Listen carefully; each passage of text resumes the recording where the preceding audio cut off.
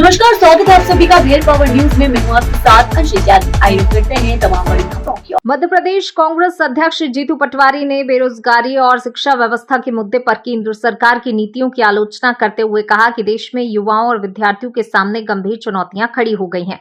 जीतू पटवारी ने कहा कि बेरोजगारी लगातार बढ़ रही है और इसका असर लगभग हर परिवार पर दिखाई दे रहा है। उन्होंने आरोप लगाया कि वर्तमान शिक्षा नीति और रोजगार से जुड़े मुद्दों के कारण युवाओं में भविष्य को लेकर चिंता बढ़ी है। उन्होंने दिल्ली में छात्रों द्वारा उठाई गई आवाज का उल्लेख करते हुए कहा कि विद्यार्थियों के बीच बढ़ती बेचैनी और चिंता को दर्शाता है।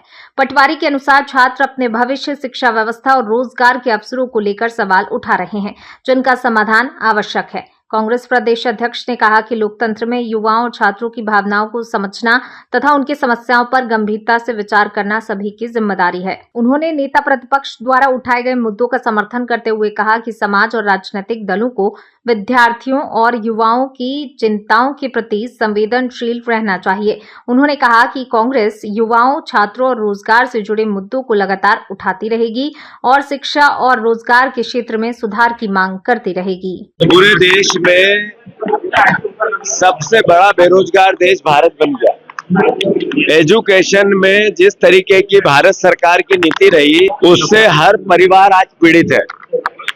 जिस तरीके से दिल्ली में तांडव मचा, छात्रों ने अपनी आवाज उठाई।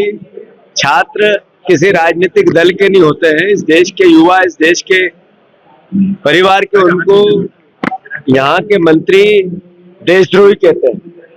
मैं मानता हूं कि ऐसे में राहुल गांधी जी की वो पहल, जिसमें वो कहते हैं कि मुझे ये राजनीतिक भाषा में युवाओं के भविष्य की बात नहीं करनी, देश की भावना के अनुसार, अभिभावक की भावना के अनुसार, छात्रों की भावना के अनुसार मुझे देश के भविष्य की बात करनी है, तो ये गैर राजनीतिक तरीका हो सकता है। मैं मानता हूं हम सबकी ड्यूटी है, हम सबकी ड्यूटी मतलब सारे देश की ड्यूटी है कि जो एलओपी जी ने, विपक्ष के नेता ने जो भावना व्यक्त की, उसमें हम अपनी उपयोगिता, अपनी सहभागिता बनाएं।